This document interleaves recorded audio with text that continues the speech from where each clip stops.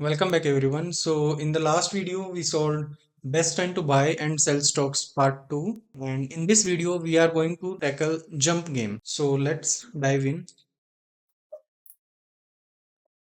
Okay, so we are given an integer array nums and you are initially positioned at the array's first index, and each element in the array represent your maximum jump length at that position. Okay, so we have to return true if you can reach the last index or false otherwise. Okay, so let's look at example 1. Okay, so let us look at example 1.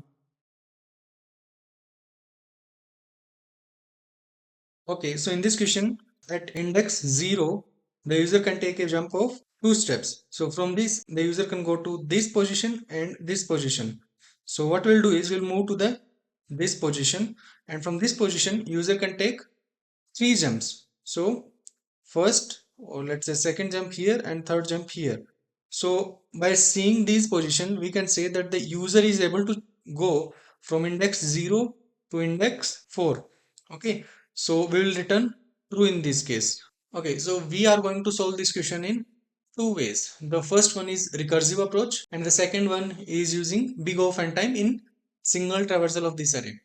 So let's first look at the recursive approach. Okay, so let's say these are the number of jumps you can take from that position. Okay, so initially the user is standing at here. Okay, now user can take 2 jumps, so we'll recursively call this path and this path. So user can take 2 paths from here. Okay, let me draw once again. So the user can take 2 jumps. In first jump the user will be at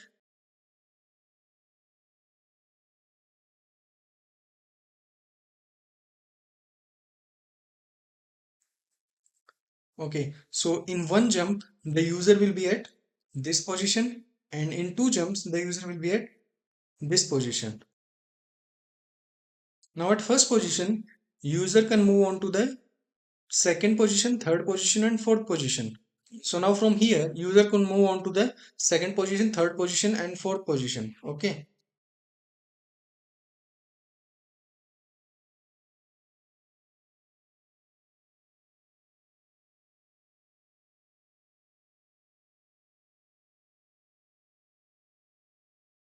okay, so from here user can go to three positions. So from 3 the user can go at this place, at this place and at this place.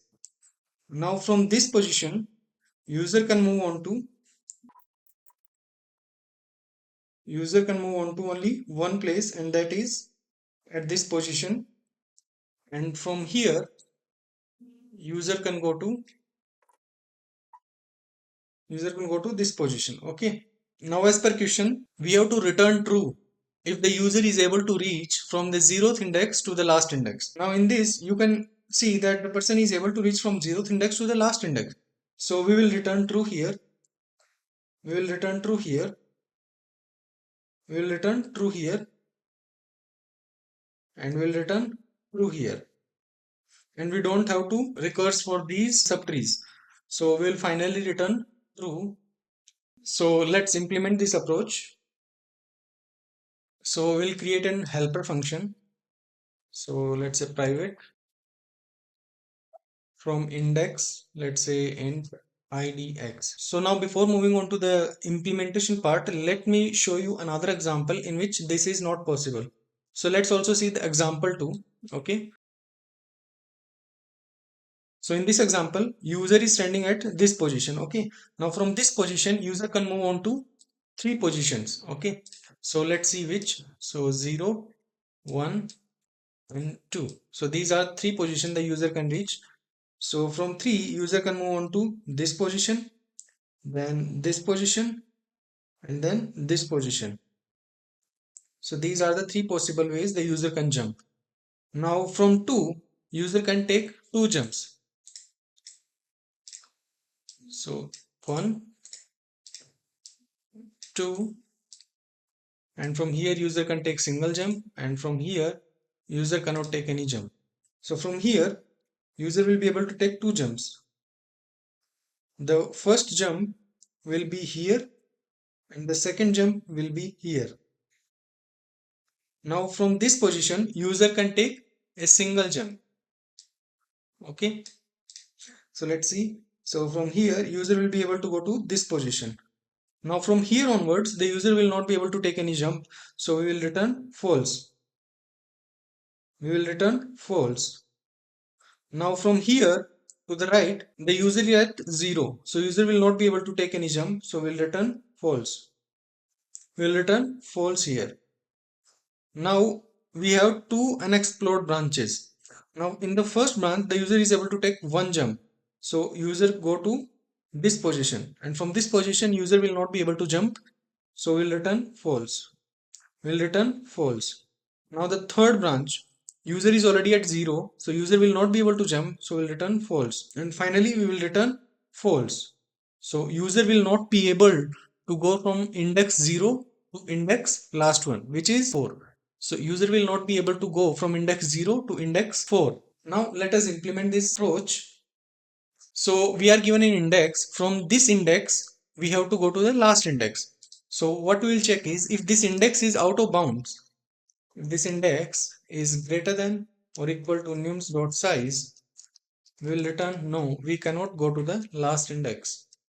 Now if this index is itself the last position, then we'll return true. We reached the last position. Okay. Now we have nums at index I, number of ways to jump. Okay. So we'll take jump 1 to jump less than equal to nums at idx jump plus plus. Now here we will jump. If we see if we can jump from index plus jump. So we will go to every position. So for example, at nums at idx, we can jump 3 positions. So we will jump at jump is equal to 1, then we'll jump is equal to 2, then for 3. So we'll explore every branch. Now in the first branch itself, we see that it returned true. Then we know that we will be able to go from index 0 to the last index. Then we simply return true here and we will not explore any other branches. Okay. Else, if we jumped all the ways from jump is equal to 1 to jump is less than equal to nums at idx, the maximum number of jump.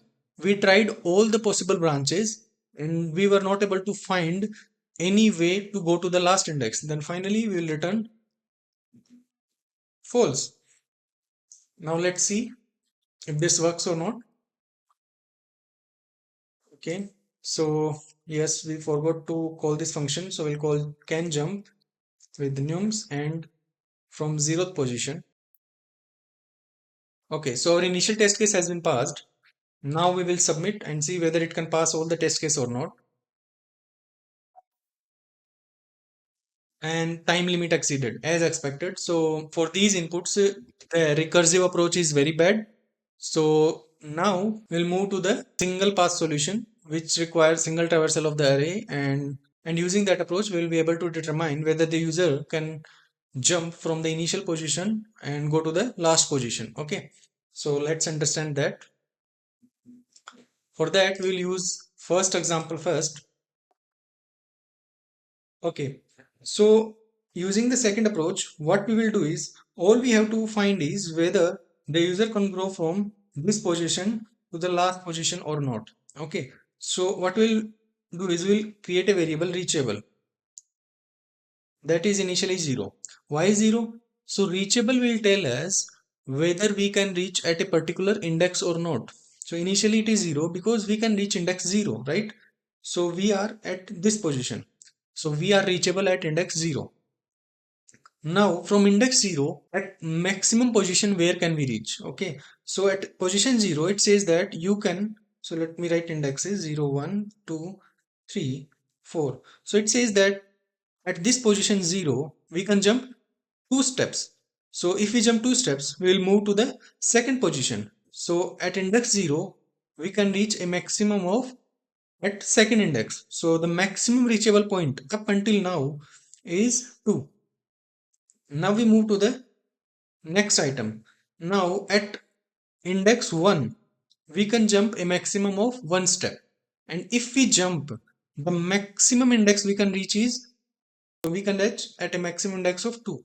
So we are able to reach at last index. So we will return true. Yes, we are able to reach at the last index. Now let's take the second example.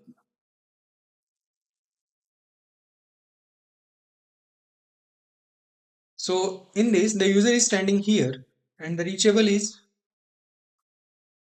0. Okay. Now at this position, maximum index, where can we reach? So we can reach at a maximum of index 3. So the maximum reachable point is 3. We can reach at a maximum of index 3. Now we move on to the next index, and it says that at a maximum I can reach at index 1. We at index 1 we are already there, and it can take 2 steps. From here it can jump to this. So maximum reachable index is 3. Now we move on to the next index 2. So at second index, we can take only one step, and if we take that step, we can reach at a maximum of third index, that is already reachable. Now we come to the index 3. It says you cannot take any jump. So if we cannot take any index, the maximum reachable index is 3. Now we move on to the last point. Now we are at index 4, right? But the maximum index that we can reach is 3, which means we are out of bounds of maximum reachable point, which is wrong. Okay, so we will return false. So that's the single pass algorithm. So now we will implement this. So let me remove this function, and we'll create n is the size, that is nums.size, and the maximum reachable point is 0th index.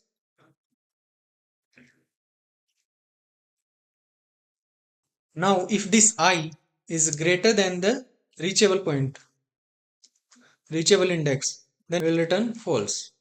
Okay, else the reachable is maximum of either the reachable or I plus nums at I.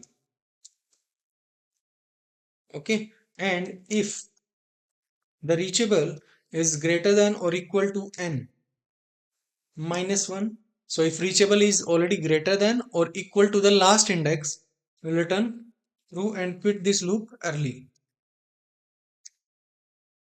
And finally we'll return. So let's see if this works or not.